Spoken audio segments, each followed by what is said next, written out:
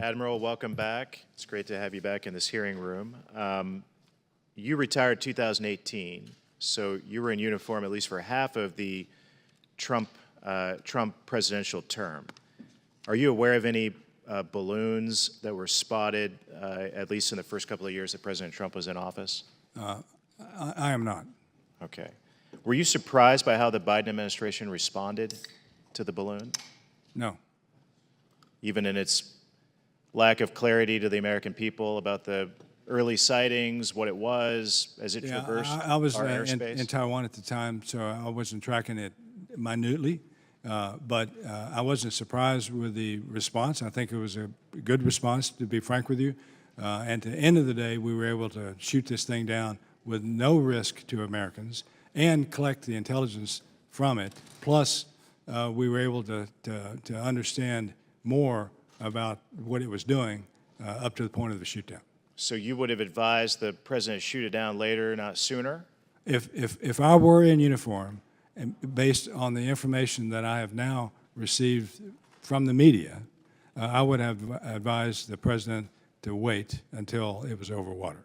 Now, if it was a threat to the United States, if it was collecting information that could not be blocked, that Representative Gates and I talked about, then that's a different issue. You know, I mean, if it presented an immediate threat to the United States, then it needed to be handled at the time of the threat. But I think this one is interesting because, again, it gave China a chance to exercise the diplomacy that China says that it has. But China failed to do that. So we should not be surprised by that. And I think at the end of the day, the reality is that the Chinese were incapable of doing anything but blaming us for the balloon's demise. The Pentagon seemed to go out of its way to publicly inform the American people that 3 balloons were spotted while President Trump was in office. Were you surprised by the sort of the political nature of the spokesman of the Pentagon telling us that, well, this happened under President Trump, so no big deal? No, I don't think he said no big deal, and he also said that there was another one in the Biden administration. So I'm not surprised by it. I didn't know about it. It didn't strike you as the Pentagon playing politics? No, what it did strike me, though, was what General Van Herk said, was for some reason he, as the NORAD Northcom commander, wasn't aware of it either. So there's a disconnect there. He called it a domain gap, but there's a disconnect in our ability of the Defense Department, I guess. He's NORAD Northcom commander. There's a disconnect in our ability to understand these balloons. Henceforth, even more so, the need to collect the balloon and then see the parts of it. Concerning nonetheless. Concerning, for sure. Yeah. Fentanyl is now the leading cause of death of Americans my age. Almost all of it is manufactured in China and pushed over our southern border with the help of the Mexican drug cartels. What can we do about it?